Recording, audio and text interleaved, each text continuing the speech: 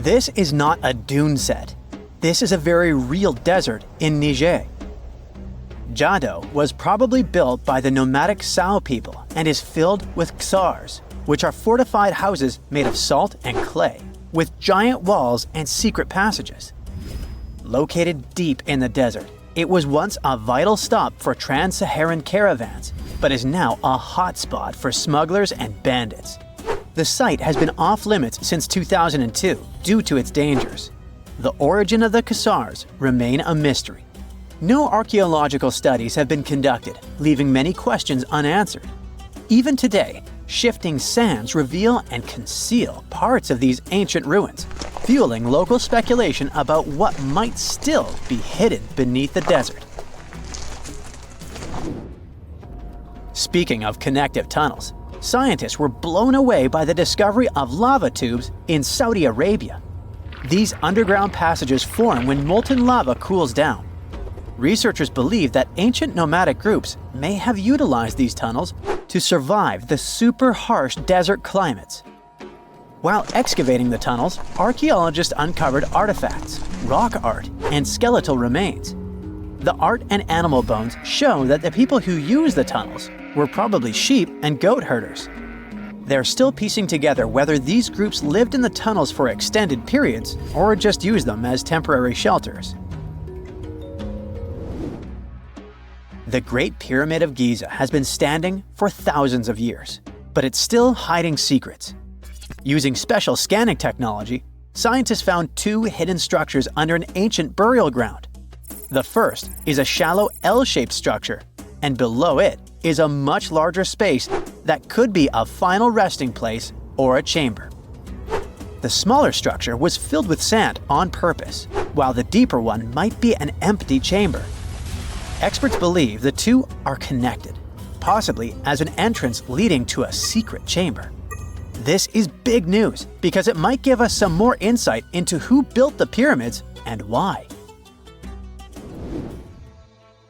The world is full of ancient writing, but some messages refuse to give up their secrets, like the mystery of the Bashplemi tablet. This unusual stone, pulled from a lake in Georgia, is covered in symbols no one can read. Even with modern technology, experts are completely stumped. The tablet is about the size of a book, with 60 symbols carefully carved into its surface, but 39 of them don't match any known language.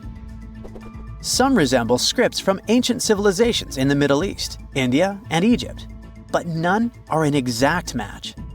To make things even trickier, part of the tablet is broken off, meaning a piece of the puzzle is missing forever. To rule out a hoax, scientists studied the tablet closely.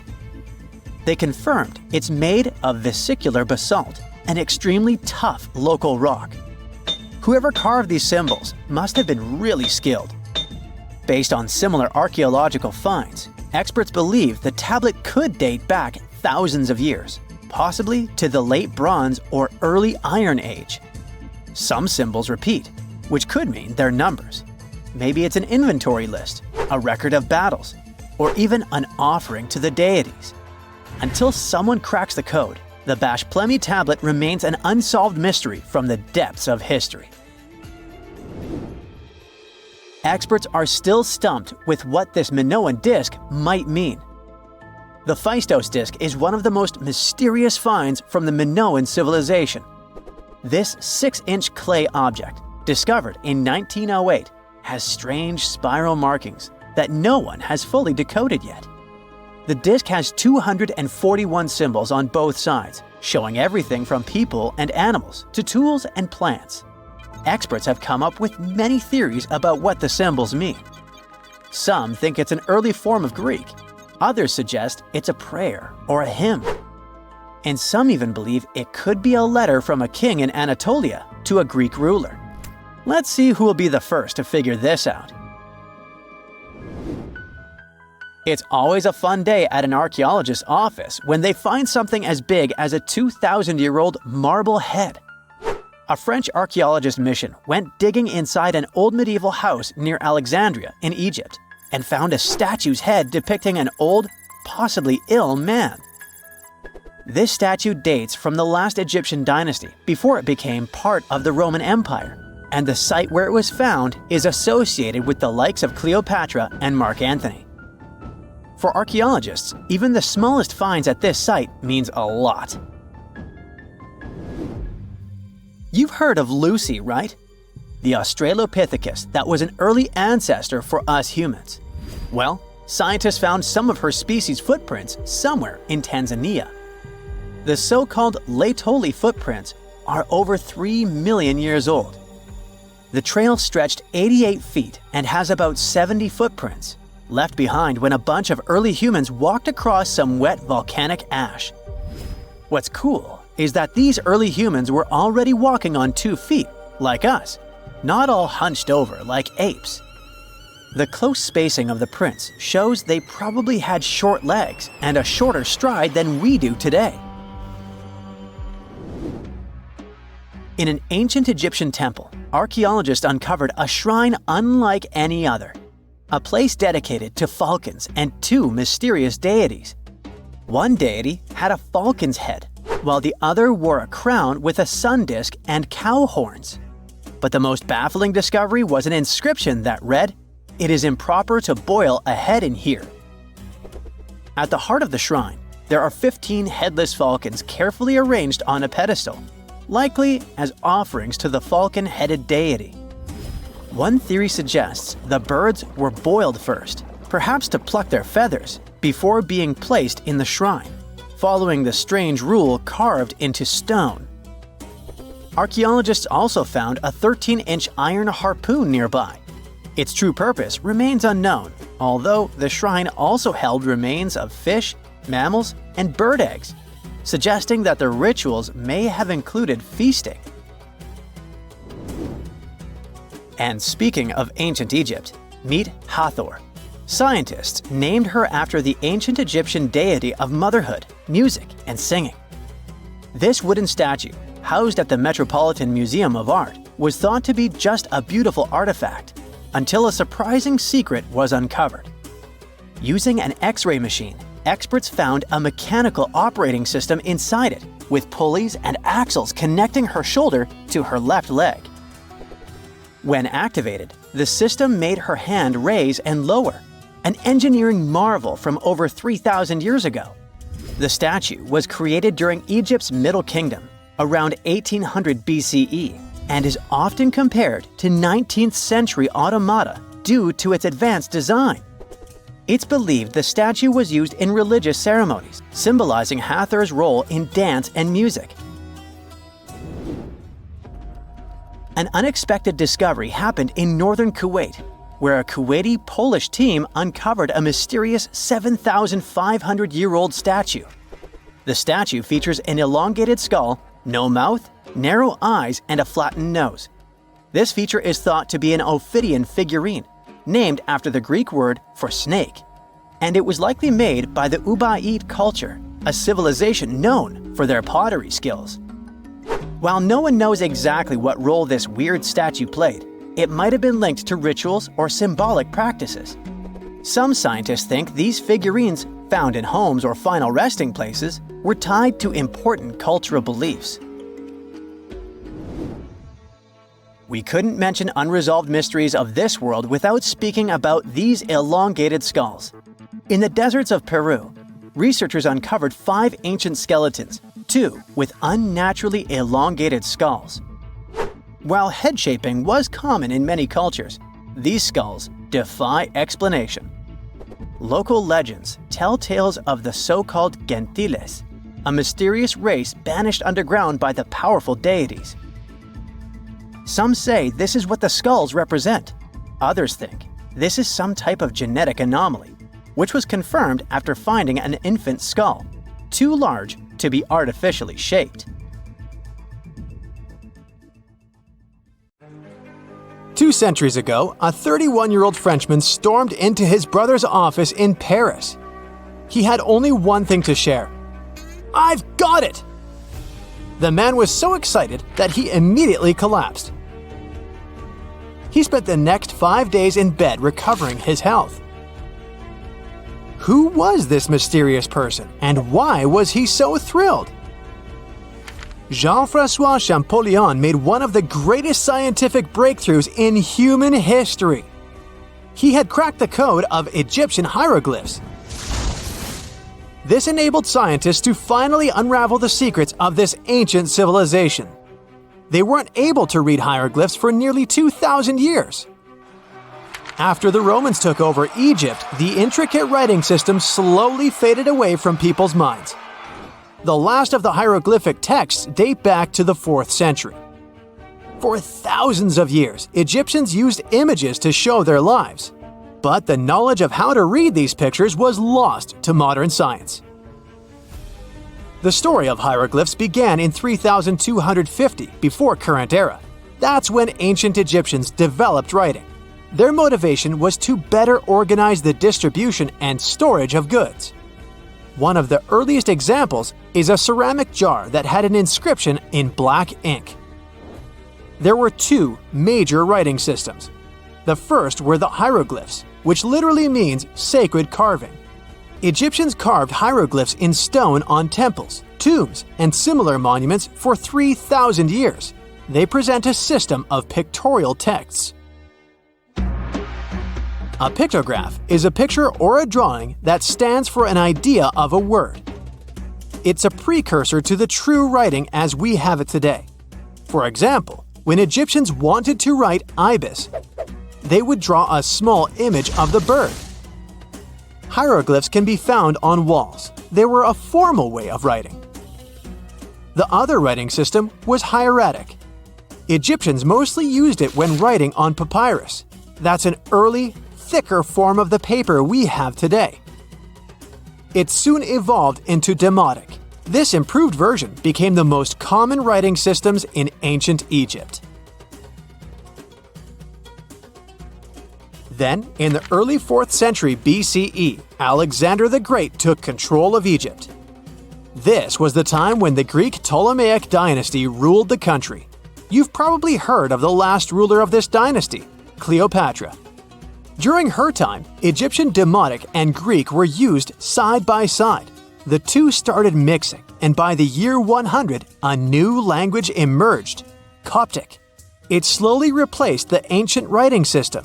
Only Egyptian priests used hieroglyphs for the next couple of centuries, and then their meaning was lost to history. But not forever. Arabs were the first who tried to solve the mystery of the hieroglyphs. Medieval travelers came across these strange symbols and wanted to understand their meaning. They consulted speakers of Coptic and translated text from Greek and Latin into Arabic to break the code of the hieroglyphs. During the Renaissance, Europeans also became fascinated with the legacy of ancient Egypt. Scholars from the Old Continent believed that hieroglyphs were a group of symbols as opposed to a written language. This was all about to change in 1799. A year earlier, Napoleon, the famous French ruler, arrived in Egypt. His subordinates constructed a fort that dated back to the 15th century. Rashid, or Rosetta, was a port town in the northeast of Egypt, near Alexandria. One section of the old fortification wall contained an interesting slab inside.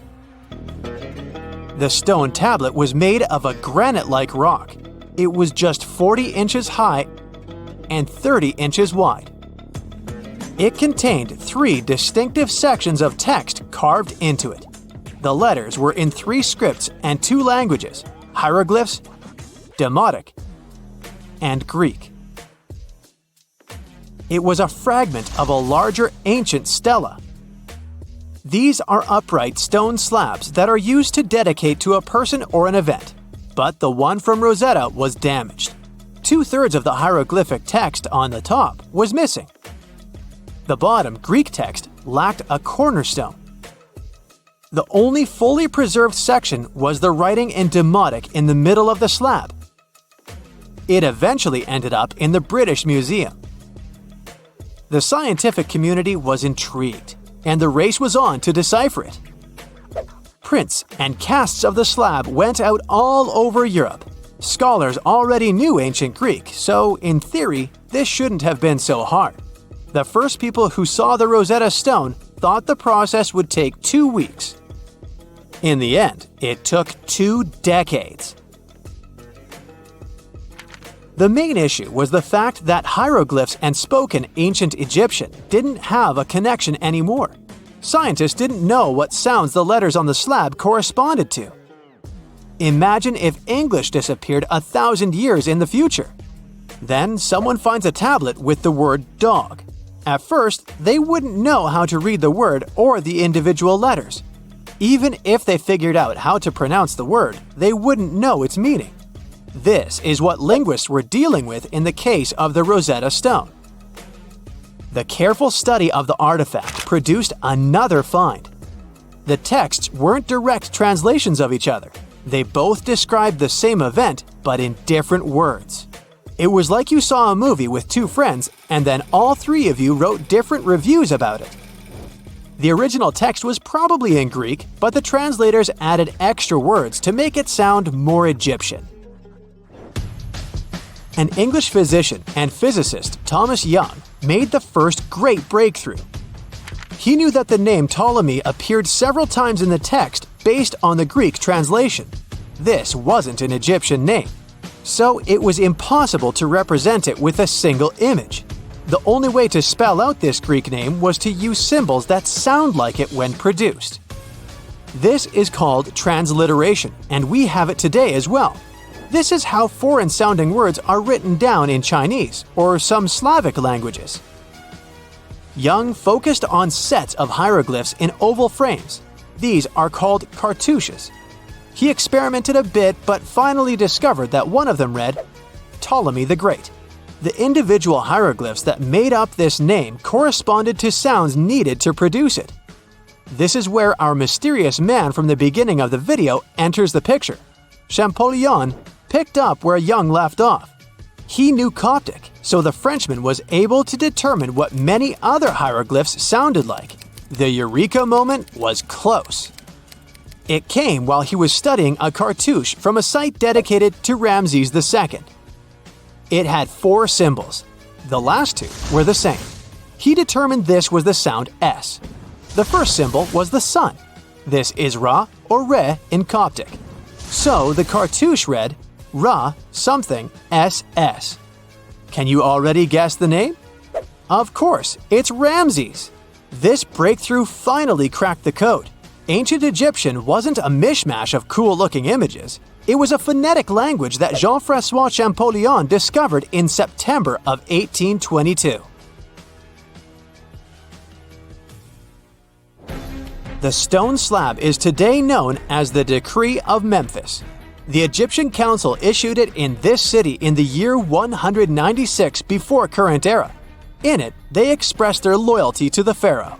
They erected identical stelae in temples all across Egypt. The Rosetta Stone was just one copy of them, but its content is less important than the fact that Champollion's translation gave these ancient peoples their voice again. During the 1800s, European scholars didn't think that the Egyptian civilization was much older than classical Greek or Roman. Now that scientists could read hieroglyphs, a whole new chapter of human history opened. One of the most famous finds in the history of archaeology happened in 1922. That's when the British archaeologist Howard Carter discovered the tomb of Pharaoh Tutankhamun in Egypt's Valley of the Kings. The whole world admired King Tut's golden mask. But without Champollion's pioneering work, it would be impossible to know who its owner was. The young pharaoh's cartouche is phonetic. For instance, you pronounce the pictograph of a chick as the vowel U. The symbol for the key of life is an ankh, and there is a shepherd's crook in the end. It symbolizes the word ruler. What is a boat doing in the middle of a desert? You would expect to find a seagoing vessel closer to shore. This is the question archaeologists had been asking for decades. In 1988, there was a storm near one of the most important archaeological sites in ancient Egypt. A wooden structure emerged from the sand. It was hollowed out by termites. Scientists were determined to solve its mystery. In 2000, they began excavating the site near Abydos, Ubidos. An American team of experts soon discovered a boat that was 70 feet long, and it wasn't alone.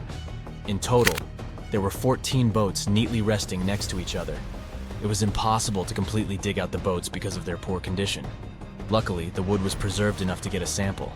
Analyses revealed that the boats were around 5,000 years old, the oldest fleet in human history to this date. The time of their construction predates the pyramids at Giza by half a millennium. Each ship of the fleet rested in a vault that matched its dimensions. The room was roughly a third of the size of a tennis court. It had mud brick walls that featured more than 120 drawings of boats. Ancient Egyptians incised them on whitewashed walls that were excellently preserved. Scientists have known about these mysterious chambers for well over a century. 1901, 1902. A British archaeologist, Arthur Weigel, stumbled upon a strange structure west of the River Nile. His team caught a glimpse of the interior walls. Sadly, a section of the roof collapsed, so they had to call off further exploration. Researchers abandoned the site, but its location remained on the maps. The boat's position first led scientists to think that they rested on a bank of the mighty Nile. But there was a problem with this theory. Today, the river flows almost 7 miles west of Abydos. Further studies of the surrounding terrain showed the Nile didn't change its course throughout history. Also, if the boats floated near a dock, they would be in unstable positions. The 14 vessels at Abydos were perfectly parallel to each other. There was only one conclusion possible. Someone had deliberately placed them like that. They must have gone through a lot of effort. Each boat had enough room for up to 30 rowers. These vessels could really float. They weren't models, but scholars still don't know if they actually sailed any body of water in ancient Egypt. This doesn't diminish the importance of the find. Previously, archaeologists found only small-scale models. In King Tut's tomb alone, there were 35 boat models. For a long time, these figurines were the only clues as to how ancient Egyptian vessels looked like. The boat's design confirms that they were the real deal. They are the earliest surviving examples of something called built boats. Ancient people constructed primitive vessels by hollowing out large tree trunks. The alternative was reed that was tied together to form a raft. The boats at Abydos had planks tied together. This was a major breakthrough in shipbuilding. During their lifetime, the boats must have seemed impressive. Timber was a valuable commodity at the time. There was no wood in the desert. Cedar had to be imported from Lebanon. The only person who could afford such luxury was the pharaoh. Studying the area around the ancient fleet provided more answers. Scientists discovered a mud brick structure where Egyptians worshipped the pharaoh. Its approximate date of construction matches that of the wooden boats. The same bricks out of which this building was made were used to encase the fleet. At the time of their construction, the rooms they were stored in had a ceiling. That's the section that archaeologists stumbled upon in the early 20th century. Just like mummies and coffins, these marvelous ships rested inside splendid vaults. The exterior of these rooms was also impressive. The outer walls originally had a plaster of white limestone. It reflected sunlight. In the desert sun, the structure housing the boats must have shone from miles away. Ancient Egyptian builders used the same technique to cover the pyramids 500 years later. Today, their surface looks jagged, but it wasn't always like this. When they were constructed, the pyramids had a top layer of fine white limestone. Their surface was smooth and it gleamed in the sunlight. Instead of stairs, the outer layer of the pyramids was more of a sleek ramp. Archaeologists were left with one final question. Which pharaoh owned the fleet? The answer lay just a mile from the site. This is where the tomb of a pharaoh from the 5th dynasty rested, King Senwosret III. Its time and style of construction matched the ones of the chambers with boats. The very end of his rule might explain how the boats ended up in the middle of the desert. The pharaoh probably passed away in northern Egypt. Then his body was transported down the Nile to Abydos in a marvelous procession of decorated boats. The vessels were later lowered to chambers near the final resting place of their owner. This had a symbolic meaning. In the ancient Egyptians' belief system, ships played a key role. Their supreme deity was Ra. He traveled through the sky during the day in the form of the sun. At nighttime, he sailed through the netherworld in a solar boat. The pharaoh identified himself with Ra. That's why he needed boats in the afterlife. That was the only way to regenerate himself, just as the sun rises every day above the horizon. This belief existed for thousands of years. The more famous pharaoh Khufu also had a ship. Scientists found it in 1954 next to his pyramid at Giza. It is some 4 centuries younger than the fleet at Abydos, but Khufu's ship was almost 2 times longer. The Great Pyramid of Giza and King Tut's tomb are some of the most famous archaeological finds in Egypt. But there are many more secrets hiding beneath the endless sands of the Sahara Desert. Recently, 2020, archaeologists found a lost city there. They have labeled it as the most important discovery since King Tut's tomb, 1922. The city of Aten is some 3,000 years old. Historians hope it will give them a unique insight into the everyday life of ancient Egyptians. The famous archaeologist and Egyptologist Zahi Hawass proclaimed the site a lost golden city. Aten sits some 300 miles south of Egypt's capital, Cairo. It is close to the famous Valley of the Kings. Archaeologists first found sections of mud brick walls that spread out in all directions. They discovered complete rooms with tools of everyday life inside. The research team unearthed a bakery, a residential neighborhood, and an administrative district. They all date back to the time when the Egyptian civilization was the wealthiest in its long history. They were also the first to make objects from iron. In 1911, scientists found a set of iron beads near a village in Lower Egypt, El Girza. These are the earliest known iron artifacts. The discovery is literally out of this world. Ancient people made them by beating into shape a piece of a meteorite. The 9 beads were once part of an ornate necklace. They are now blackened and corroded, which is perfectly normal for a piece of jewelry that is over 5,000 years old. They consist of an iron-nickel alloy. Researchers were impressed by the skill of ancient jewelers who processed the beads. Their craftsmanship is more impressive when you think that they didn't know the stellar origins of the material. The Great Pyramid of Giza also has a remarkable feature.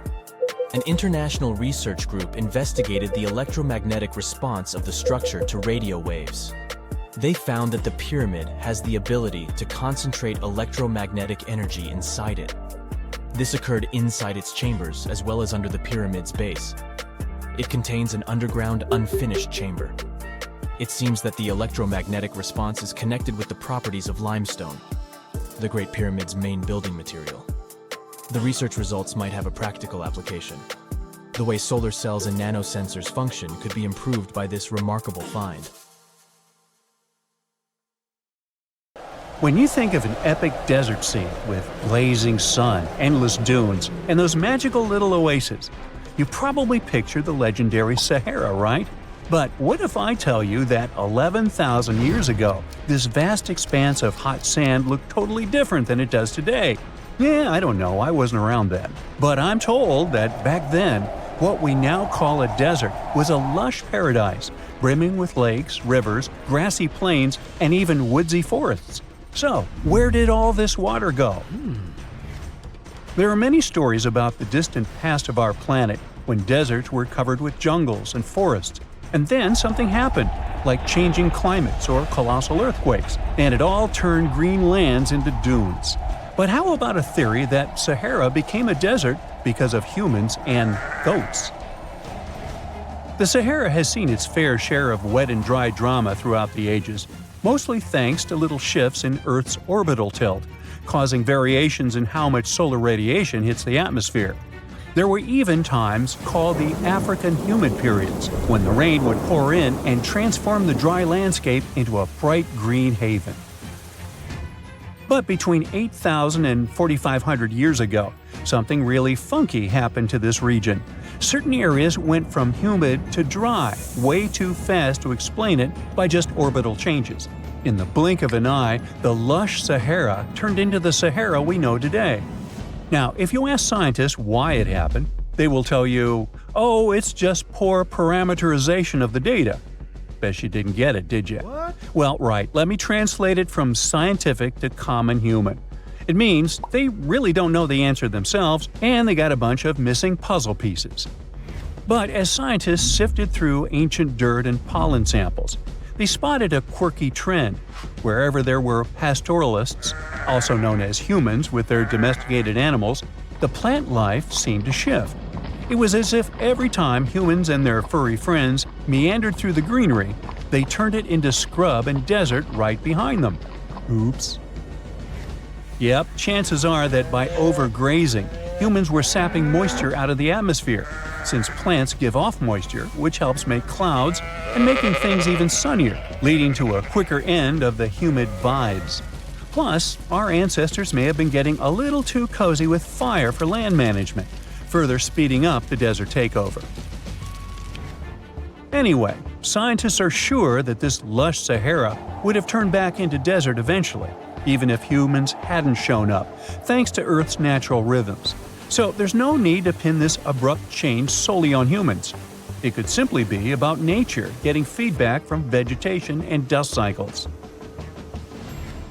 It's difficult to determine what caused these changes, as it's all interconnected. During the last humid period, the Sahara was filled with hunter-gatherers. As things got a little drier, they started herding animals for food. The weather pushed people to herd cattle. It's also possible that grazing sped up the landscape degradation. So, which came first, the chicken or the egg? Or in this case, the human or the cow? It's tough to tell with the evidence we have now. Now today, it's safe to say that water is no longer that big of a problem in the Sahara, even though it's a huge desert and the times of lush forests there are long gone. But technology's got us covered.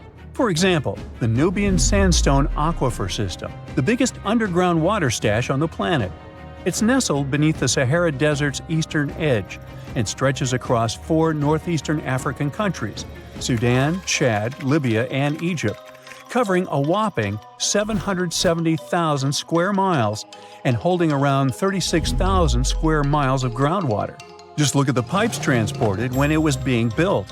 It's the world's largest irrigation project. No wonder it's feasible to thrive in the Sahara today. But imagine thriving in the Sahara Desert with just one water source. Sounds like a tough gig, right? But the ancient Garamantes did just that, surviving and even thriving for nearly 1,000 years without monsoons or rivers flowing to their desert paradise. These clever folks were the trendsetters of urban life in the sands, and even the Romans couldn't help but notice their genius. While many thought they were just desert-dwelling savages, the Garamantes were busy building an empire in one of the toughest climates on Earth. But how did they do that? Well, they got crafty and dug a whole bunch of underground tunnels to tap into a massive sandstone aquifer. They were literally squeezing every drop of life from under the dunes. But recently, research showed that the Garamantes weren't just hardworking, they were pretty lucky too. The Garamantes had an underground aquifer that brought water up to a hill where they built over 500 fogaras, which are irrigation systems, some stretching as long as 2.5 miles. It was like sipping water through a straw, which let them irrigate their crops for nearly a century, especially since even a little rain would help recharge the system. But eventually, due to rain insufficiency, the aquifer ran low, and reaching it again would have meant digging more tunnels and relying on more people. That's a tough problem, considering these people were in the middle of food and water shortages. Guess I don't need to tell you what happened to the Garamantes, do I? The fall of the Garamantian culture might be linked to several factors. It may have been due to climate changes, or they may have simply used their water resources too much. Back in the day, the Sahara Desert was actually fertile agricultural land, thanks in part to the cool irrigation system the Garamantians created. But since fossil water isn't something you can replenish over time, the groundwater levels dropped pretty low. This likely played a big role in the kingdom's decline by the late 7th century CE. That sounds like someone who hit a lottery jackpot, used up all the money, and went back to their original not-so-cool job once the bank account got fully drained. Oh, by the way, even if the Garamantes left some secret wisdom messages for us, the chances are we'll never get what they wanted to tell us. Nobody really knows what language they used, and their texts are nearly indecipherable to us today. But let's go back to the Green Sahara. So it transformed into a desert about 4,500 years ago. But today, we can understand how people lived in those times in the Sahara thanks to natural parks in Africa that have the ultimate outdoor art gallery. There are well over 15,000 ancient paintings and carvings depicting everyday life from around 11,000 years ago. However, if the carvings aren't enough for you and you feel like visiting an actual green desert, all you have to do is book a flight to California. One of the most beautiful phenomenon in the world, the super bloom, takes place here. Look at all these colors: orange, green, pink. It's a miracle. Wildflowers bloom right in the middle of a hot desert after several years of rainfall in dry places. It's such a bright and colorful landscape that super blooms can be seen from space. This rare phenomenon can be observed in other arid places and deserts in western and southern Africa, Western Australia, and Chile. In all these places, the weather is very hot and dry in summer. Mild humid air comes in winter, and this is the ideal environment for mass flowering. Flower seeds that lie in desert sands can wait for decades before starting to produce flowers. When the hot sun destroys all the weeds and grass, and the rainfall becomes enough to moisten the soil, the seeds are kind of like, well, okay, now it's our turn to play a big game. And then hundreds of thousands of tourists come to take photos and post these beautiful pictures on social media. And this, unfortunately, is one of the main dangers for flowers. Therefore, if you find yourself in a place like this, don't pick the flowers and don't trample on them. Stay on the path, don't litter. Take only pictures and leave only footprints. You get it? Good. A gruesome discovery took place in Egypt some years ago. You want to hear about it? 16 human hands, carefully buried in 4 eerie pits. They didn't look too much like human hands at first, since they were abnormally large, but they were. Weirdly, there were only right hands. No left hands were in sight. It turned out that it points to the practice of an ancient dark ritual.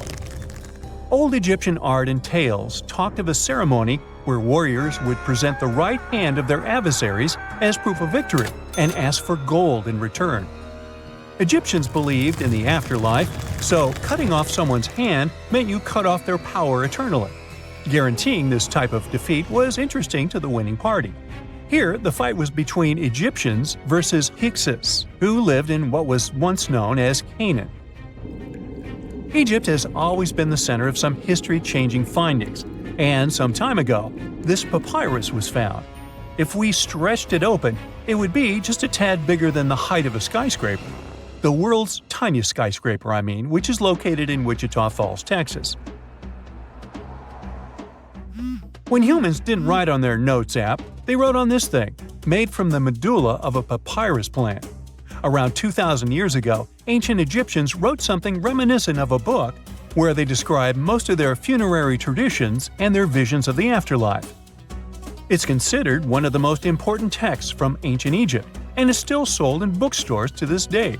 This ancient manuscript was unearthed from a chamber located just south of the Pyramid of Djoser, located in Saqqara.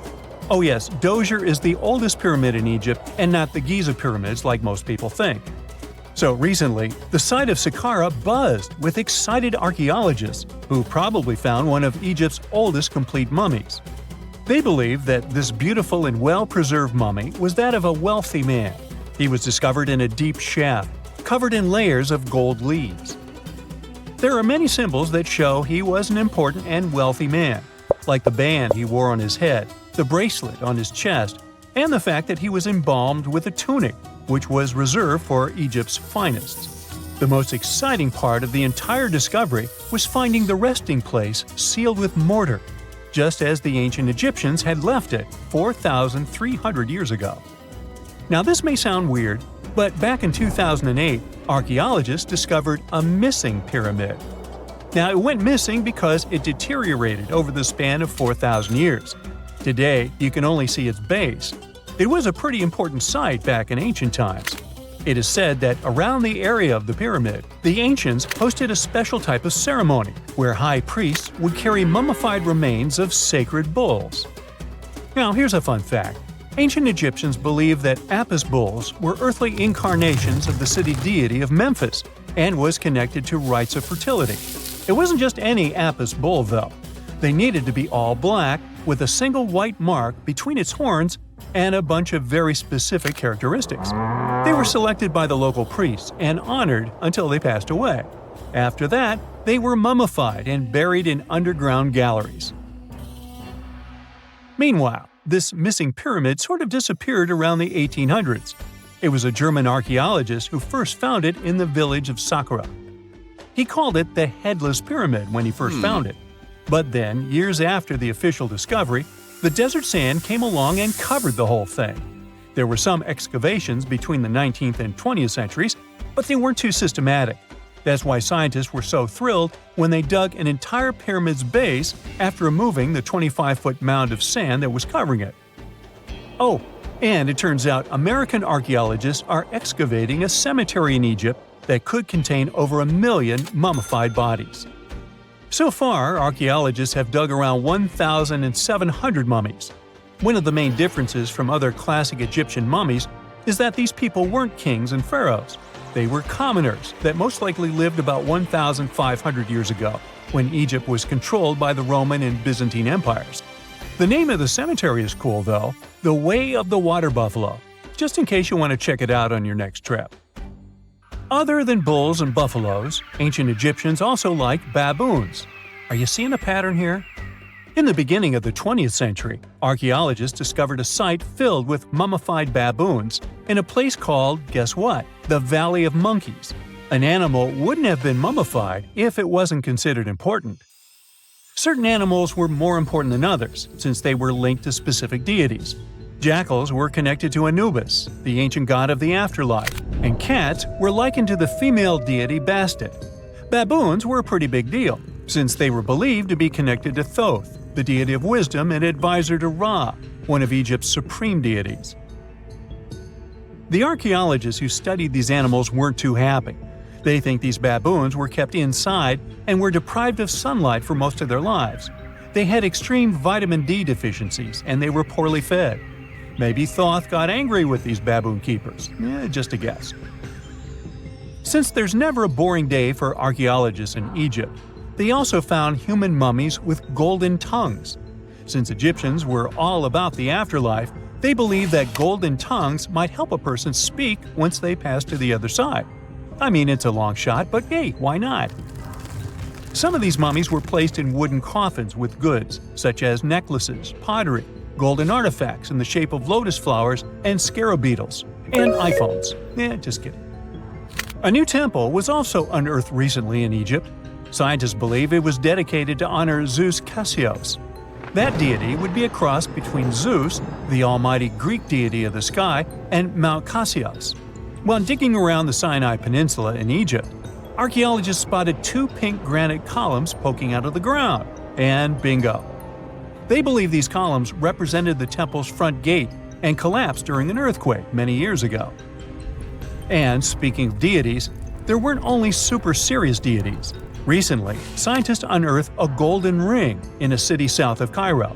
No, Frodo, it's not magical. It was a normal gold ring, but it had the depiction of the deity of fun, officially named Bes. This deity is often described in sacred texts as a happy, chubby dwarf. Today, many tattoos we get are sorta deprived of any sense and are made of aesthetic purposes only.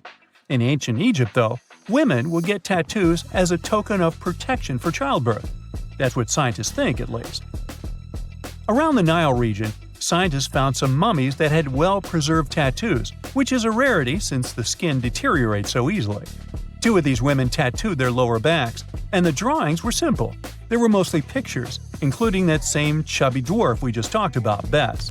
He also had a side hustle as the protector of women during childbirth. Now, would you believe me if I told you ancient Egyptians invented robots? No? Well, that's because that's not entirely true. Sure, they were astronomers, mathematicians, and engineers, and somehow they also squeezed an eccentric invention into that package. An automated deity some scientists called Hathor. This wooden statue had been in the Metropolitan Museum of Art for years before someone noticed its secret. With the help of an X-ray machine, specialists discovered a mechanical operating system inside it. The pulley-like axis goes from the statue's shoulder to her left leg.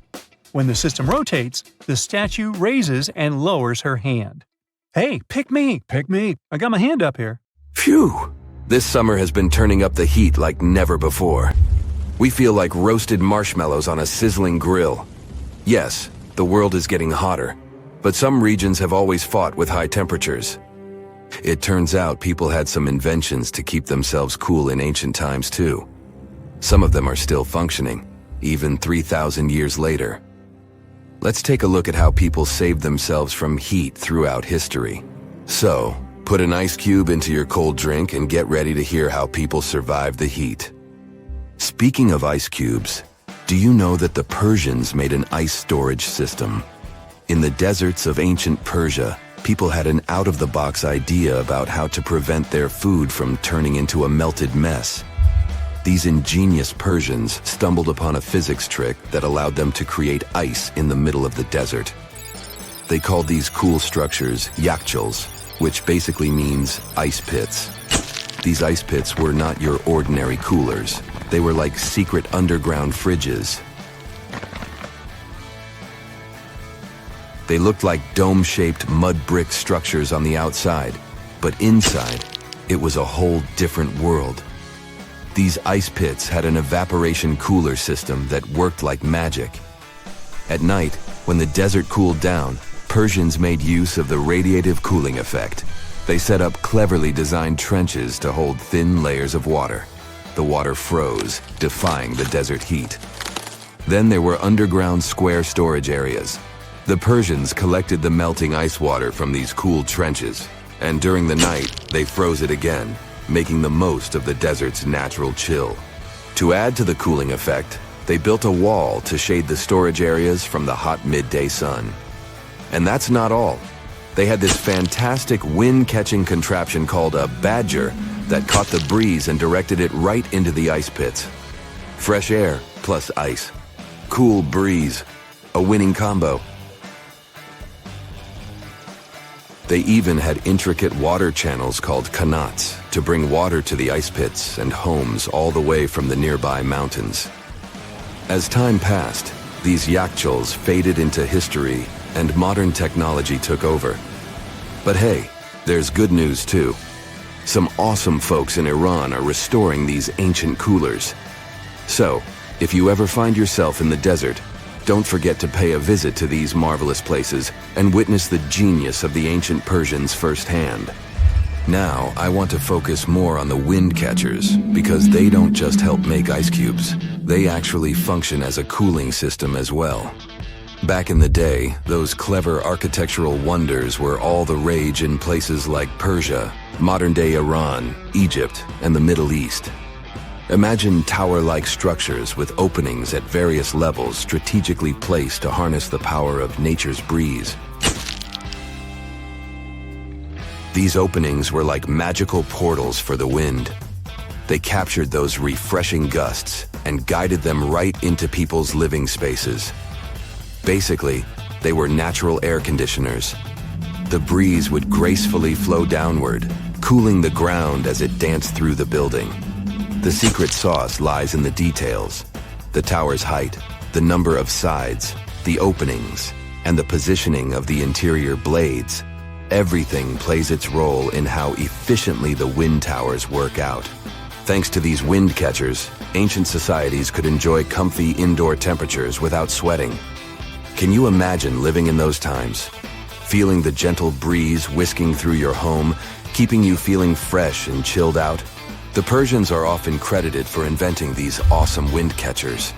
But hey, don't forget about Egypt. There, you can find traces of similar structures dating all the way back to 1300 BCE. Yes, the invention of wind catchers may have occurred in ancient Egypt, but Yazid in Iran is the city with the largest number of wind catchers. People wouldn't have been able to live there without these ancient ACs because there was almost no rain in the area throughout the year.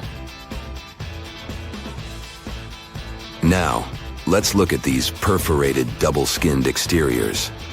Imagine dressing up a building with a fancy perforated screen. It's like giving its exterior a stylish makeover while keeping things chill inside. This genius technique, firstly, scatters the natural daylight, so no harsh sunbeams to blind you. The screen also offers shade like a pro, giving the building's interior a much-needed break from the blazing sun. Think of it as a natural sun hat for your home. Placing this screen about 4 feet away from the outer walls creates a breezy, dreamy hallway for fresh air circulation. And hey, they add a touch of elegance to the building too. These structures are sometimes called jali. Jaipur, India, for example, has an average daytime temperature of about 100 degrees Fahrenheit. So these structures are lifesavers. Jalis come in various forms, crafted from cement, earth, and wood. It's a cultural symbol deeply embedded in Indian architecture. You can find its captivating presence in iconic historical buildings like the majestic Taj Mahal and the Grand Red Fort in Delhi. But hey, it's not just a thing of the past. It's still rocking modern architecture scenes, and its charm has sparked creativity in artists and designers worldwide. It adorns the building's exterior, its cross-section showing a larger opening on the outside and a smaller one on the inside. This is where the Venturi effect steps in to show off its physics prowess. As the air flows through the narrowing passage, it picks up speed, creating a difference in pressure between the inside and outside of the building. Air blowing at a higher speed gets compressed, and when released, it cools down. Mashrabia is a wooden lattice or screen used in the Middle East and North Africa. These decorative wonders are like window blinds, but they do more than just look pretty. They're smart too. They give privacy, shading you from the sun, and let fresh air and light in. Some people also add clay pots filled with water, sand, or damp straw to their designs. As hot air breezes through the holes, it also passes through the pot's porous surface. The moisture inside evaporates, cooling the air. This is a perfect low-cost technique for hot and dry climates. It's eco-friendly, and there's no need for electricity. Now, let's fast forward to today. Designers are getting creative, mixing traditional wisdom with modern tech. At the Al Bahar Towers in Abu Dhabi, they've got it too. Picture over 2,000 hexagonal panels that dance with the sun's movement, providing shade to the building's interior. Water evaporation was another secret weapon for ancient people. Simple, yet super effective. Plus, ancient Egyptians hung wet mats and curtains in doorways. When the air passed through them, it cooled down, providing a relief from the scorching sun. Ancient architects were the masters of maximizing airflow. They knew how to cross-ventilate and let hot air escape while inviting cooler air to the party. Speaking of ancient Rome, bathhouses were the place to be back then. It was like a community hub. People gathered to chat about politics, play sports, and, of course, take a relaxing dip. The frigidarium was the cool spot in Roman baths. After a steamy soak in the caldarium, Romans dashed to this giant pool to chill out. Then in some places, like Cappadocia in Turkey, people went underground to hide from the heat.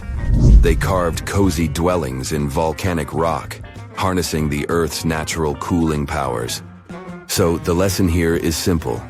Architects and designers can create wonders by combining local traditions with smart tech.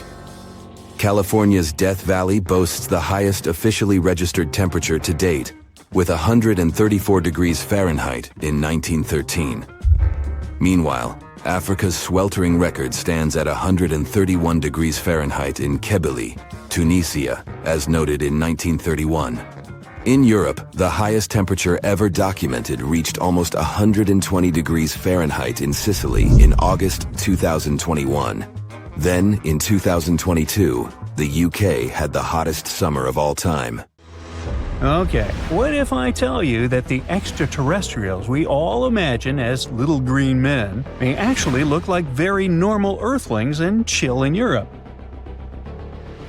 This is the Iberian Peninsula, and people living there are under suspicion. Ooh. Here's the reason. Somehow, parts of the most important artifacts that the Iberian civilization called Treasure of Valena are made of metal that simply can't be found on Earth, because it's metal from a meteorite. Now let's tackle this step by step. This is the artifact itself, and it's composed of 59 different objects. Bowls, bottles, and bracelets. Is there a pattern there with all those bees? In total, the find weighs around 20 pounds, of which 18 pounds are 23.5 karat gold. Now, if you're not a metal specialist, I'll clarify it for you right away. For comparison, 23 karat gold is 95.8% pure gold, so 23.5 karat is even purer. The remaining percentage goes to other metals to help add strength and durability to the precious alloy. There was also silver, iron, and amber in that set.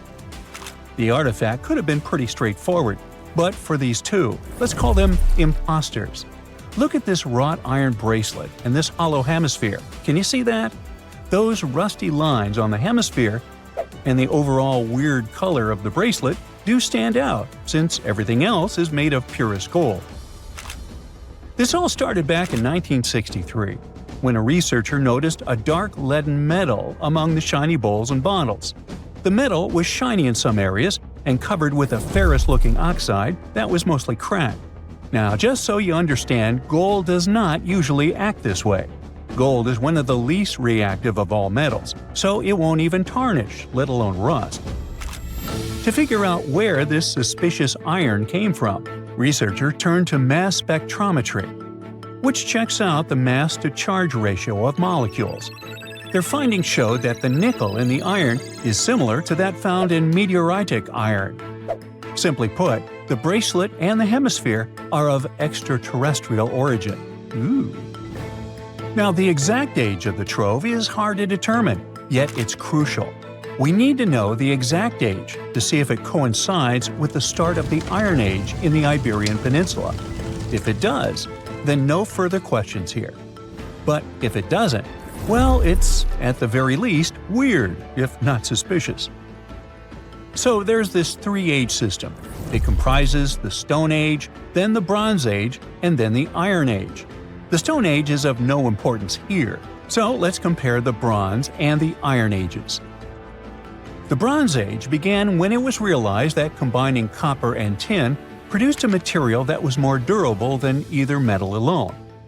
This era was all about major upgrades in tools and weapons, but two standout inventions were writing systems and the wheel. Then came the Iron Age. This time was all about slowly bringing iron into everyday life. Iron was way easier to shape into cool designs than bronze. Now, this was a big deal because iron, especially transformed into steel, provided significant improvements in all aspects of life. Tools became lighter, cheaper, and stronger compared to their bronze equivalents. You get it? Good. So, researchers have long debated whether the treasure dates back to the post-Argaric era or the latter part of the Bronze Age. The most recent study claims that those artifacts were created in 1400 to 1200 BCE, and something really doesn't add up. First off, the Iron Age began around 500 years after these artifacts were crafted. Plus, ancient craftsmen couldn't know back then how to work with metals that landed on Earth approximately 1 million years ago. And while the dates are really hard to explain, there is a logical explanation for the craftsmanship. The theory here is that those metal workers simply had access to the fallen meteorite, and thus, they could study it well and discover its properties before using it for decorative purposes. They could have figured it out through trial and error, and once they knew exactly how to work with this extraterrestrial metal, they proceeded to adorn the artifacts with it. Plus, there were the Phoenicians, who contributed to their craftsmanship. Now, it's true that the Iberian people have been processing metal and making pottery long before the Phoenicians settled on the peninsula. But the arrival of new metalworking techniques and the introduction of the potter's wheel enabled them to produce better quality goods much faster than before. So, we figured out the extraterrestrial origins of the Iberian artifacts. But guess what? This area is still under suspicion. The reason for that is the language they spoke.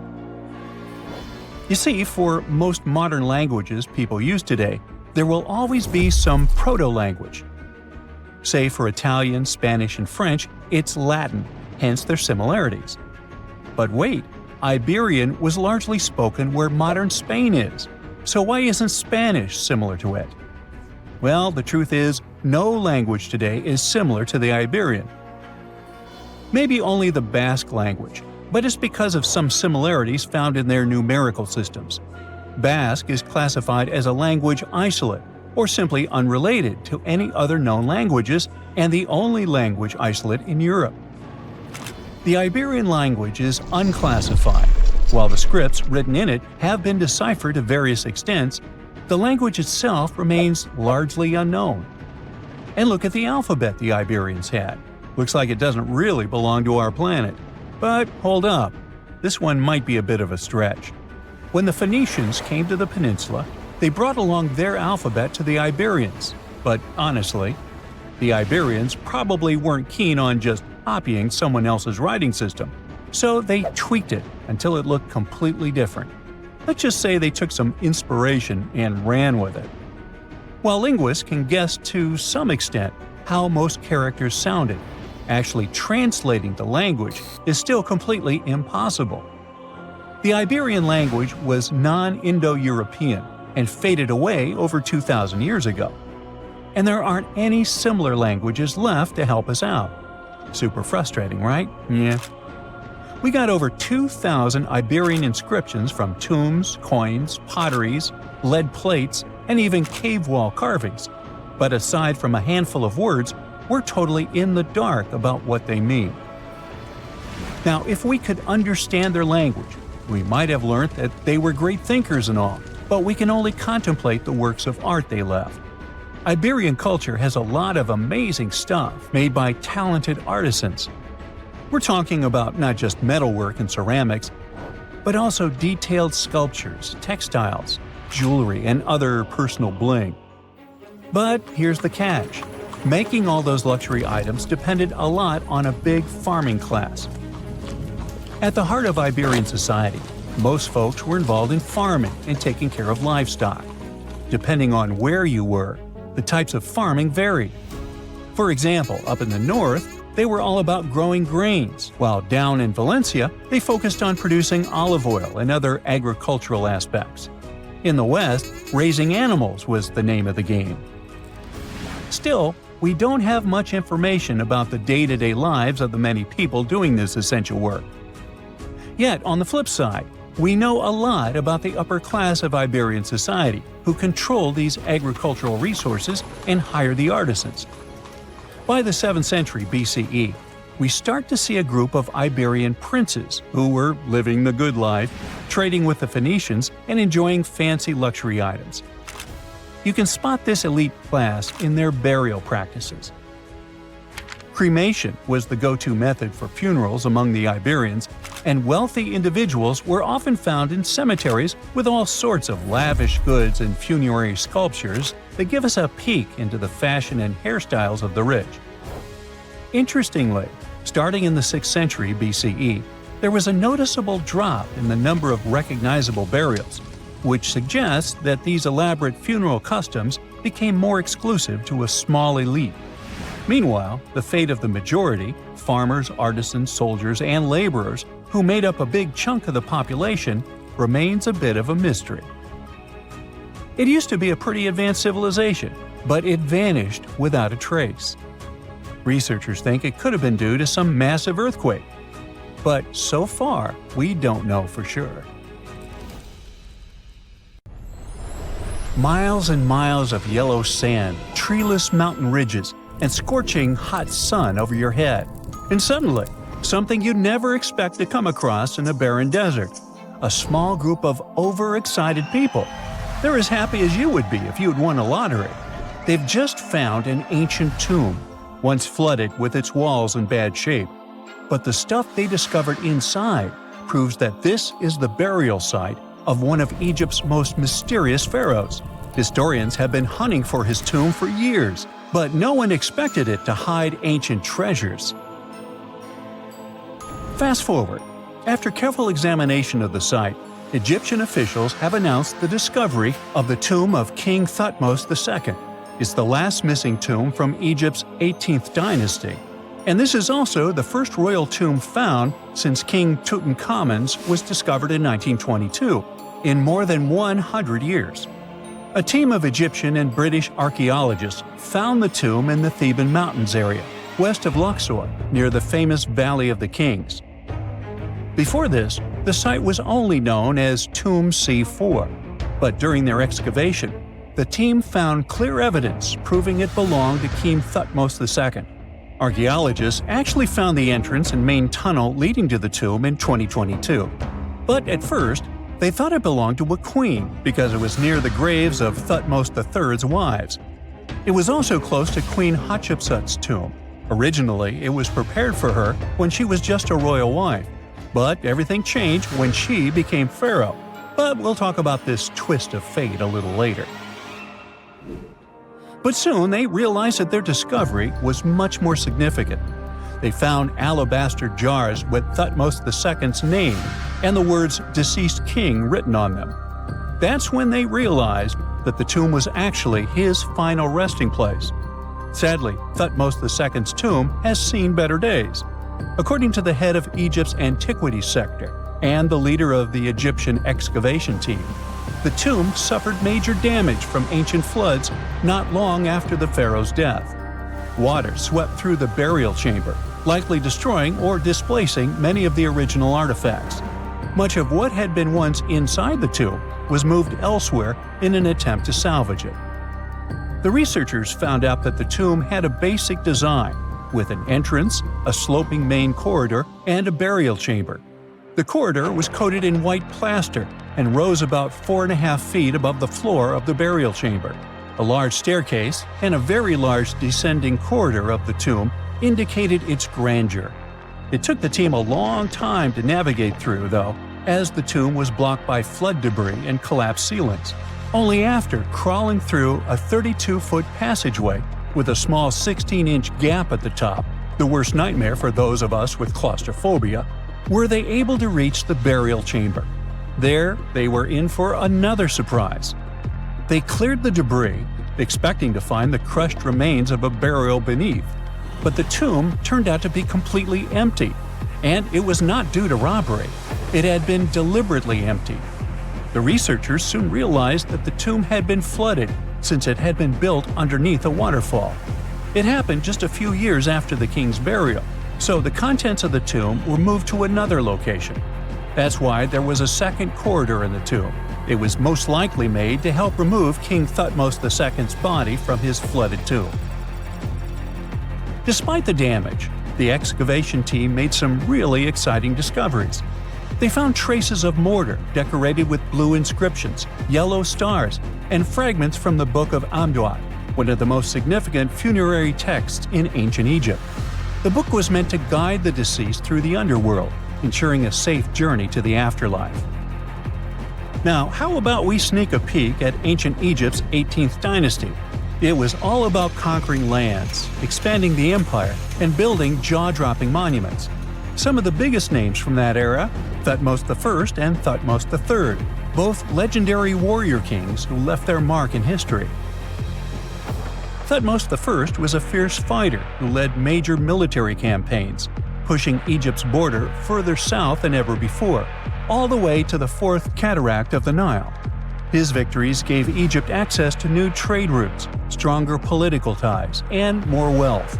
His conquests were so significant that they were recorded in the tombs of his top officials. Thutmose III, sometimes called Thutmose the Great, took things even further. He was not only an incredible military strategist, but also the commander of Pharaoh Hatshepsut's armies before becoming king himself. He led between 17 and 20 military campaigns, winning every single one and expanding Egypt's empire to its peak. He even created the world's first navy.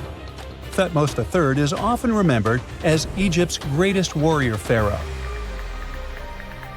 And sandwiched between these two powerhouses was Thutmose II, a pharaoh who doesn't get nearly as much attention.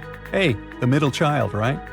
His reign lasted only about 5 years before he passed away at around age 30 in 1479 BCE. He is kind of a mystery. No one really knows what he accomplished. For the longest time, even the location of his burial site was totally unknown. His body was actually found in the 19th century.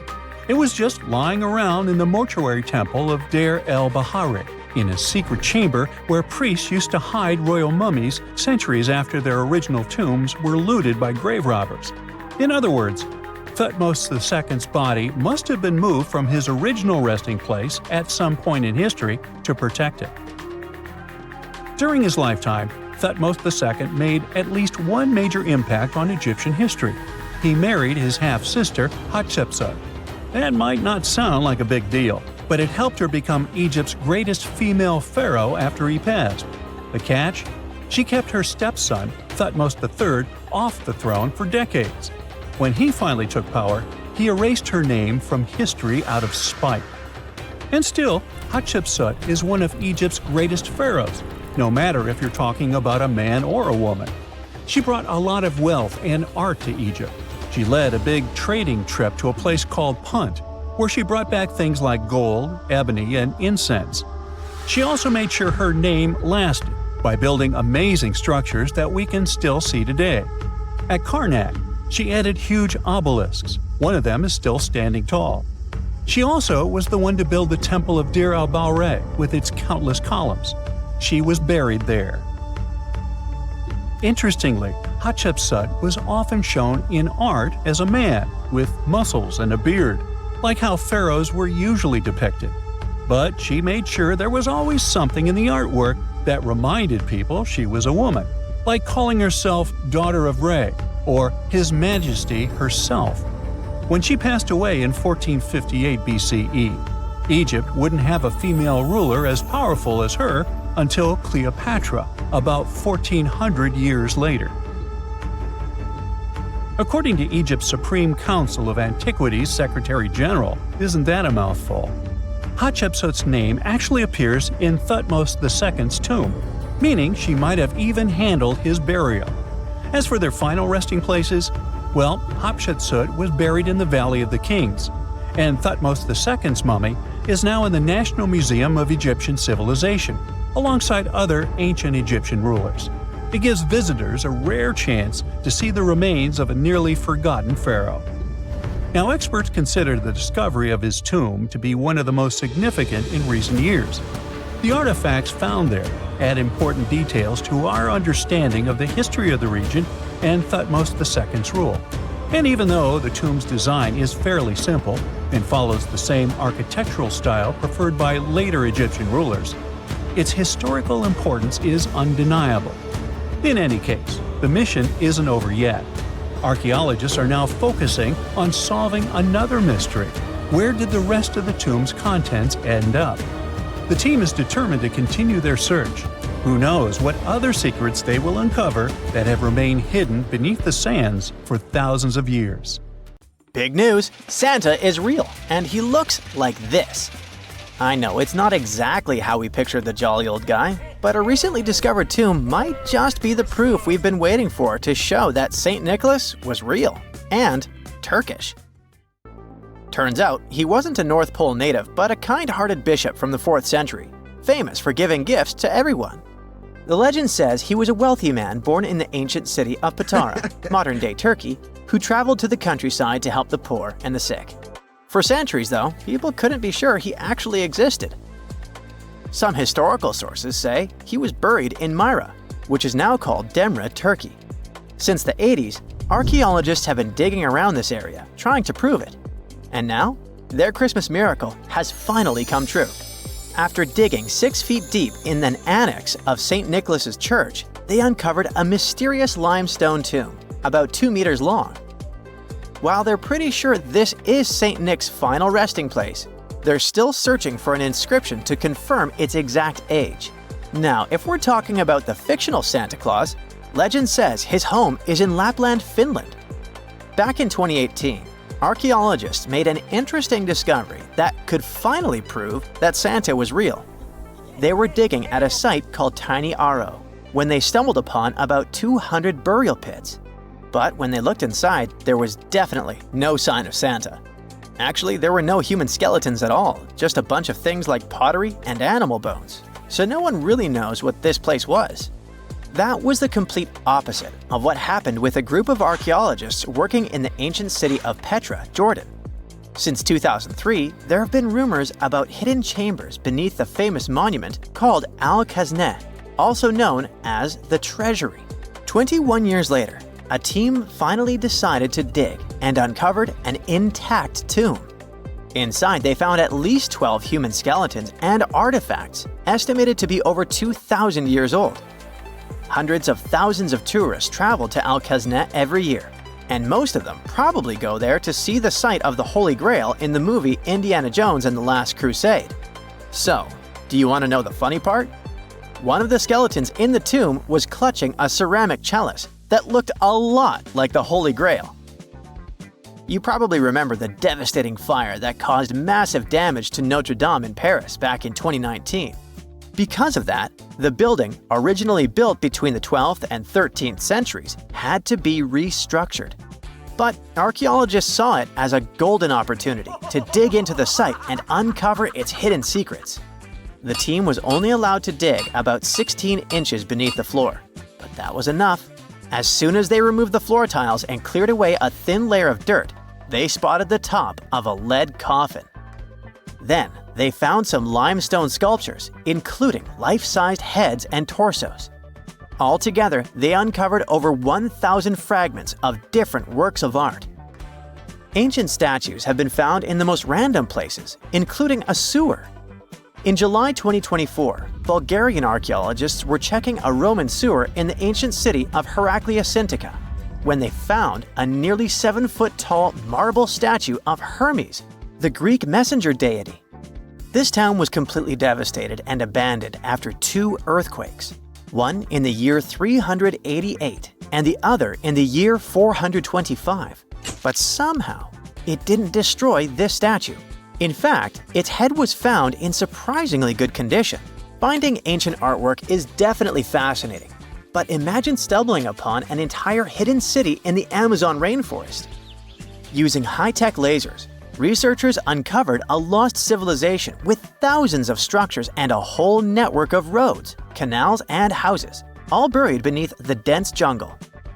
This city was built around 2,500 years ago, in an area located in the shadow of a volcano, which, by the way, could have erupted and destroyed this civilization at some point. It's hard to say exactly how many people lived there, but experts estimate they stayed up there for about 1,000 years. This discovery proves ancient people also had huge, organized cities in the middle of the Amazon. A similar thing happened in Campeche in southern Mexico. An archaeologist was doing some research on the internet when he accidentally discovered a hidden Maya city. This area, now called Valeriana, was huge, about the size of Edinburgh, the capital of Scotland. It had pyramids, sports fields, amphitheaters, and paths connecting different districts. Thanks to satellite images, archaeologists uncovered an entire unknown civilization from the Bronze Age. They were checking out aerial images when they discovered 100 prehistoric settlements in the Pannonian Plain, a region that includes parts of what's now Serbia and Hungary. The people who lived there are now known as the Titsa site group, and it looks like they were a pretty well-organized society, skilled at growing food, hunting, and fishing. Google Earth helped a team to uncover a mysterious set of 400 ancient gates in Saudi Arabia. These gates, scattered across the desert, are thought to be from thousands of years ago.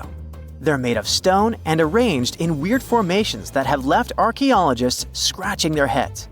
I mean, they don't look like they were meant for funerals, and they don't seem like structures where people lived. So, we still have no idea what they are.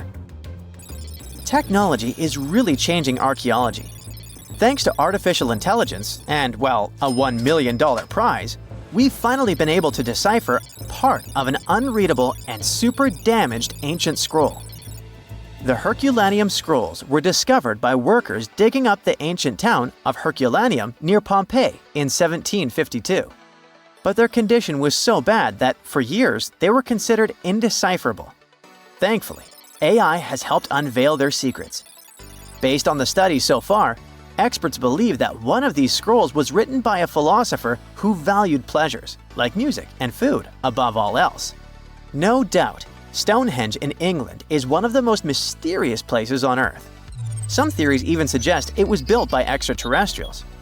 After more than a century of research, archaeologists are still figuring out how it came together. See that big altar in the middle? Turns out it came all the way from Scotland.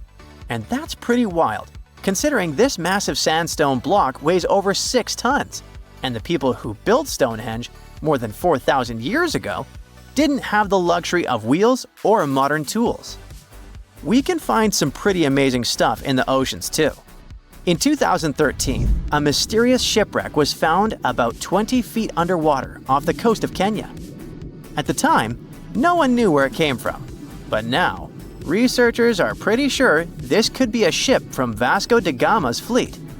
You know, the famous Portuguese navigator, best known for being the first to sail from Europe to India by rounding Africa's Cape of Good Hope. If it's confirmed, this shipwreck could be one of the earliest European shipwrecks in the Indian Ocean. Ancient treasures can take many forms, including a bottle. Recently, archaeologists in Norway uncovered a 150-year-old message in a bottle during an excavation of a Viking burial mound.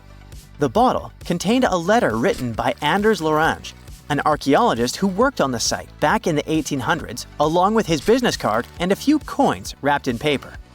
The letter gave some details about the excavation, though it seems Lorange got a few things wrong, like the exact number of Viking shields discovered. At the end of the letter, he wrote a personal note in runic script, "Emma Gade, my girlfriend." So it gave us not only insights into history, but also a peek into his love life. Something strange is lurking beneath the sands of Giza, and scientists have no idea what it is. Archaeologists just found a hidden structure near the Great Pyramid using advanced ground scanning technology. What's inside? Nobody knows, but excavations are already underway. The Great Pyramid of Giza is one of the most famous monuments on Earth, but it doesn't stand alone. It's surrounded by an ancient necropolis, a massive royal graveyard filled with tombs and monuments. They belong to pharaohs, nobles, and other high-ranking officials. Most of these tombs are above the ground. They're called mastabas, rectangular, flat-roofed tombs built from limestone or mud brick, and they've been studied for decades. But from old movies, we know that these weren't simple graves. They have deep vertical shafts leading to underground burial chambers, where the past was sealed away for eternity. And recently, archaeologists found one curious empty space in the cemetery, a completely unexplored patch of ground. No mastabas, no visible ruins, nada. For years they ignored it, but between 2021 and 2023, they decided to investigate. They didn't dig though. Instead, they used a technology that kind of acts like X-rays for the ground. These radars let scientists see the secrets hidden there. And there was something hidden beneath the sand, something deliberately buried and forgotten. A two-part underground structure. One part was shallow and L-shaped. It's about 33 feet long and buried just 6.5 feet deep. But below that, a deeper, more mysterious anomaly, a structure completely different from anything else in the area. They called it a highly resistive anomaly, which means it's dense and solid, likely made of stone, sand, or even metal. And still, no one has a clue what's inside it. Now, it's clear that humans made the L shape. It wasn't formed by nature, and the shallower structure might have been an entrance to whatever is hidden below.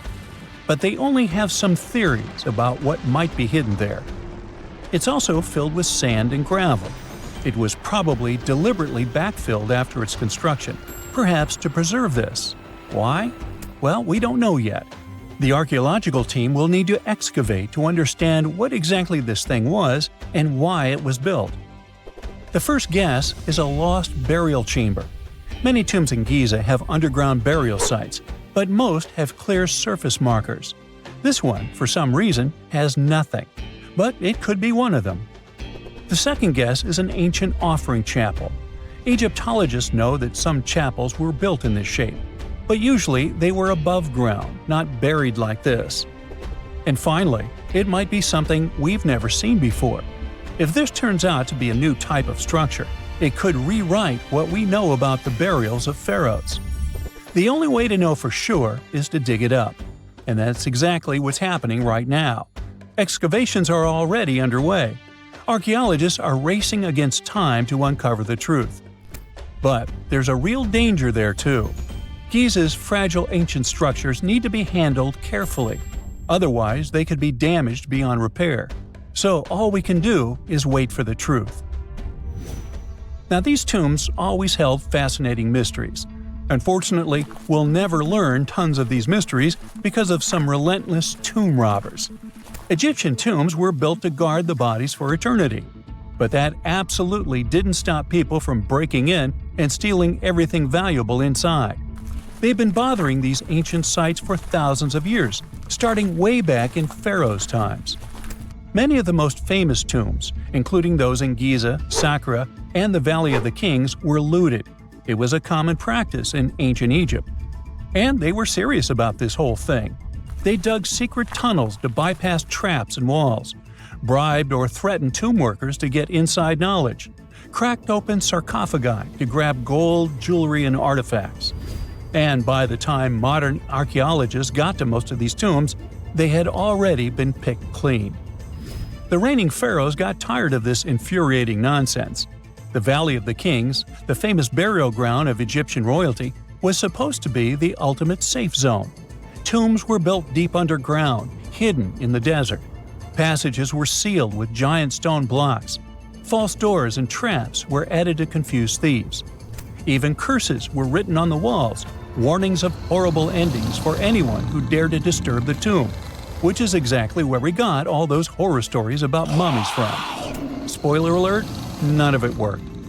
Most tombs in the Valley of the Kings were fully robbed within 100 years of being sealed. Even King Tutankhamun's tomb, one of the most famous in history, was broken into twice in ancient times. Some of them decided to try and fight back. The New Kingdom rulers built hidden unmarked tombs in a way that should have prevented the looters from finding them, but didn't work. Some pharaohs, like Ramses II, were moved in secret to prevent their bodies from being stolen. Nope, didn't matter. The grave robbers always won. That's because tomb raiders weren't just random thieves. They were skilled, organized, and well-connected. They knew exactly where to look. Many were the ones who had built these sites in the first place, and they knew where the entrances were. If they couldn't smash through the doors, they'd dig through the walls, floors, and even ceilings to break inside. They also worked fast, often within a few years after the tombs were sealed, before anyone forgot where the valuable stuff was.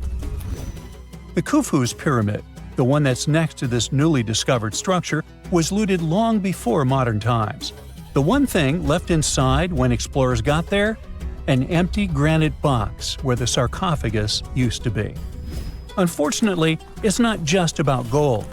History itself gets stolen during these raids. Ancient Egyptians wrote detailed records of what exactly and where they buried. So when archaeologists compare these lists to what's found, they can see what's missing, which is often everything valuable. Most artifacts don't end up in museums. They just disappear into private collections, where they can never be studied again. Which is, of course, completely unfair. In fact, a few countries have had enough and started passing laws to take historical artifacts back from private collectors. In Italy, if you own an ancient Roman artifact, you must prove you got it legally. China is actively hunting down stolen artifacts, and they must find ways to retrieve it back from the Western collectors. In Egypt, they passed new laws making it illegal for private citizens to own any ancient Egyptian artifacts at all. Other countries, like the US, the UK, Germany, or Switzerland, are completely fine with rich guys owning their history. The British Museum is built on looted things.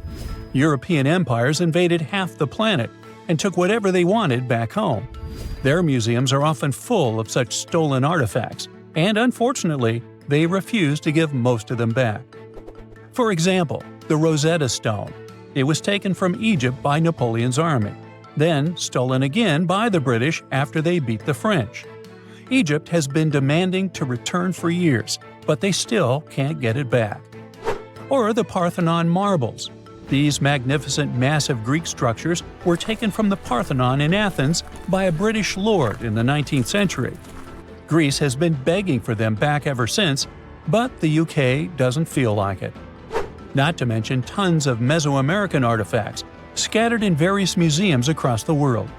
European explorers raided Mayan and Aztec temples, took statues, jewelry, and sacred objects, and now Mexico is fighting to get them back. Well, wouldn't it be surprising even if this mysterious underground chamber has somehow been looted already? But if it's a newly found place, could it be one of the few that escaped the hands of grave robbers? Could there still be ancient artifacts, untouched for 4,500 years? We can only hope that those guys didn't get there first. If there's a question that still baffles archaeologists to this day, it's this one. How did the ancient Egyptians build those magnificent pyramids? As far as we know today, their resources were quite limited, especially in terms of tools and building materials. We still don't have a fully satisfying answer, but hey, we've got some pretty amazing theories worth considering. The leading contender among these theories involves the clever Egyptians employing a sneaky strategy. Now picture this. They constructed a slanted and curving mound made of bricks, earth, and sand encircling the pyramid to be. As the pyramid grew taller and taller, they simply increased the height and length of this wacky structure. It's like they were playing an ancient game of Jenga. Now, how did they get those massive stone blocks up there? Well, according to the legendary ancient Greek historian Herodotus, they used sleds, rollers, and levers. It sounds like they turned construction into a supersized game of tug-of-war. And guess what? Herodotus also claimed that the Great Pyramid, the one from Giza, the granddaddy of them all, took a whopping 20 years to build. There's more. Herodotus also dropped a mind-boggling number on us. 100,000 men were supposedly involved in this pyramid extravaganza. Did they hire the entire Egyptian population? Well, it might not be as far-fetched as it sounds. These men were probably mostly farmers, so they probably focused on the pyramids when there wasn't much work to be done in the fields. Like during the flood season of the Nile River. Obviously, specialists in the archaeological community had something to add to this theory. By the late 20th century, they discovered some evidence that suggests the workforce might have been smaller and more permanent than previously thought. Instead of a massive army of 100,000 pyramid builders, they proposed that a modest crew of around 20,000 workers, accompanied by support personnel like bakers, physicians, and even spiritual leaders, could have gotten the job done. There was also this theory that claimed that the pyramids were actually built from the top downward. It suggested that these colossal structures were nothing more than isolated hills used as quarries. The stones were supposedly drawn from these hills, and over time, competing engineers took charge and transformed them into the iconic pyramids we know today. Now, before you dismiss this theory as a wild fantasy, some folks thought it wasn't completely crazy. After all, there are instances where isolated hills exist, so maybe this theory had a tiny glimmer of truth. Whether it involved ramp building or ingenious work schedules, one thing is clear. Those pyramids have definitely left their mark on history and on our imaginations. Now, speaking of ancient Egyptian mysteries, there's this gigantic unfinished obelisk sitting in ancient Egypt, and scientists are trying to figure out how it was shaped. Now, some people suggest that our industrious ancestors used handheld pounders to get the job done. One expert has a different take on the matter, though. He argues that if we take a closer look at the pattern left behind by the shaping tool, we'll notice something peculiar. The walls of the trenches surrounding the obelisk display a neat and even pattern, which is pretty unlikely if they were pounded away by mere mortal hands. According to this expert, those horizontal striations are usually the result of a tool that takes breaks while removing material, leaving its mark on the surface. But wait, there's more. Imagine the tool being rocked back and forth against the trench walls, clearing away the waste to keep the trench from narrowing. Well, in that case, the tool might have left some funky horizontal striations where it was pressed against the sidewall. This sounds like some fancy technology at play, don't you think? And guess what? The dynastic Egyptians probably didn't have access to that kind of know-how. Another famous Egyptologist from way back also uncovered a bunch of core drills during his adventures. Although the actual drill bits are missing, his collection houses these particular core remnants made of limestone, alabaster, and even granite. These constructions aren't the only amazing thing the ancient Egyptians left behind, though. As it turns out, the Egyptians were the genius minds behind the creation of the handheld mirror. Yeah, that little mirror you use every day to check yourself out. But here's the twist.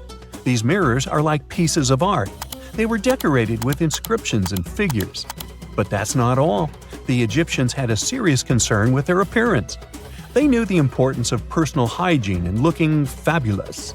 So, in their quest for pearly whites, they invented toothbrushes and toothpaste. Dental problems were pretty common back then, and their smiles weren't exactly all white. Dentistry wasn't their strongest suit, you see. Maybe their minds were distracted by all that pyramid building. So that doesn't mean those ancient toothpaste recipes weren't amazing. One delightful concoction included rock salt, mint, dried iris petals, and pepper. Some brave dentists in the 21st century tried it out, and it worked pretty well. Ground-up ash was also used in another recipe to create a tooth cleansing paste. Mint was missing, so that didn't do much for their breath. That's when the genius Egyptians came up with the world's first breath mints.